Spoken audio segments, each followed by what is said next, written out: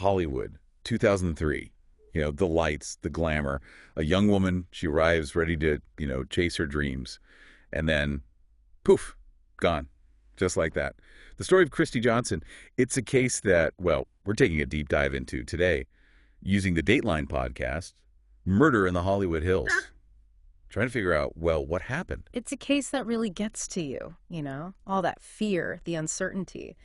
And Detective Virginia Obenchain, she was the lead investigator, no body, no crime scene, tough case. It's like you're starting a book, but you're right in the middle, trying to, I don't know, solve the puzzle without all the pieces. But there was one thing, I guess, that gave investigators some hope, the tip line. Oh, yeah.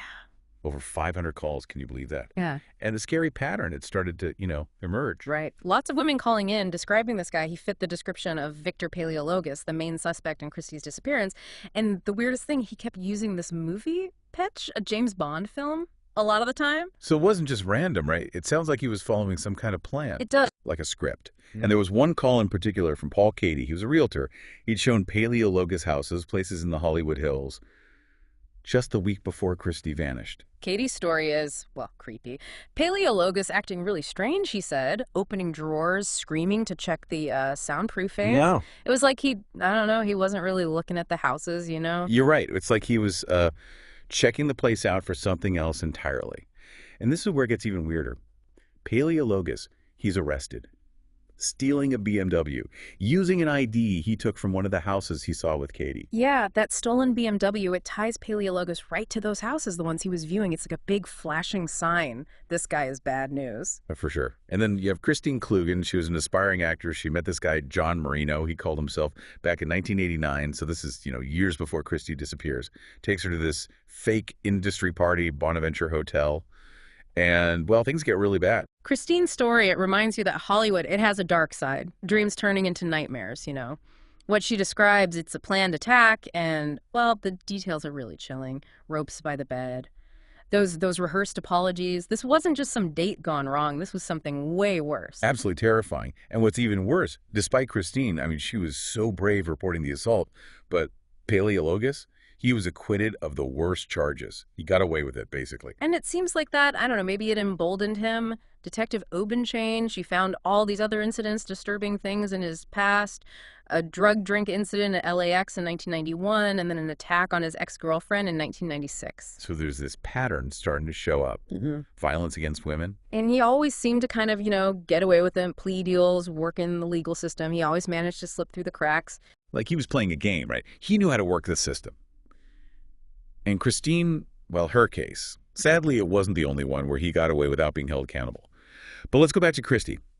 No physical evidence connecting Paleologos, the prosecution, well, they had a tough job ahead of them. It's what they call a circumstantial case. They had to make the jury believe that even without direct proof, everything pointed to Paleologos. So they had to, I guess you could say, weave a story, a narrative, showing how he had this history of targeting women. They were trying to say, Christie, she fit the profile of his victims. So they're saying it wasn't just random, that it was part of a, disturbing pattern. That seems like a risky legal strategy. It was. And the defense, they argued that you can't just judge someone based on what they did before, right? Someone's past shouldn't be used to, predict what they'll do in the future. It's a good argument, and it raises some interesting questions about, how do you balance holding someone accountable and making sure they get a fair trial, It's a tricky situation, no doubt. And here, the stakes were, really high. The prosecution, they weren't just going for a conviction, they were going for the death penalty. The death penalty, it's always a big issue. And in a case like this, where most of the evidence is circumstantial, well, it adds another layer of complexity. They had to prove he was guilty, sure, but also that what he did was especially terrible and that he was still a danger to society. That's a really high bar. Yeah. So how did they build their case, knowing they had to prove all that? Did they find out anything else about Paleologos that, made their argument stronger? Well, what about those statements he made during that jailhouse interview? Remember those? Oh, yeah. He said he'd never assaulted any women, but then admitted to attacking his ex-girlfriend. And, of course, he denied using that whole, James Bond movie pitch, even though all those women had reported it. It's like he's trying to control the story, downplaying the violence in his past, but also, at the same time, trying to discredit the women accusing him. Classic manipulator, trying to make people feel sorry for him and make them doubt the women. It's frustrating, isn't it?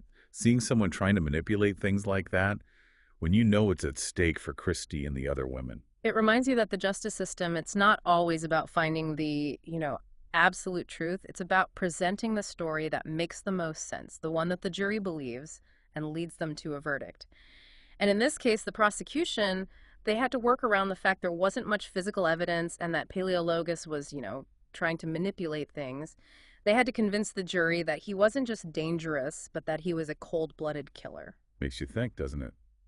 About, the jury. Having to decide someone's future based on these stories, the ones they hear in court. Yeah, it does. And the prosecution and the defense, they have a huge responsibility, don't they? It's not just facts. They're telling stories, shaping how people see things. It's a high-stakes game, that's for sure. And the outcome, it can change lives. Definitely a lot to think about.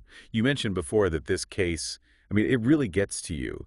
What is it about Christie's story that, I don't know, hits you so hard? I think it's, how vulnerable she was, all those hopes and dreams. She comes to Hollywood wanting a better life and then gone. Vanishes. It could happen to anyone, anywhere. That's what's so scary about it. That's a good point.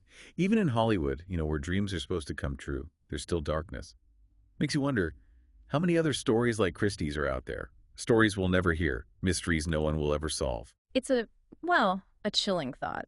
And it reminds us to be careful, to be aware, to trust our gut if something feels off. Predators, they're often hiding in plain sight, taking advantage of people.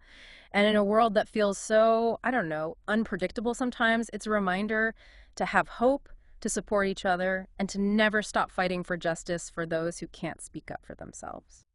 Powerful words. This deep dive looking into the Dateline podcast, Murder in the Hollywood Hills, it's been really eye-opening. A journey into the dark side of Hollywood, trying to understand this case, built on clues, manipulation, and the fight for justice. If you've been hooked on this story, like we have, make sure to subscribe to The Deck Dive. We'll keep exploring these complicated topics, these conversations that make you think. We'll keep digging into the hidden parts of the world, finding the stories that matter, and looking for answers to the questions that keep us up at night. Until next time, stay curious, stay informed, and stay safe.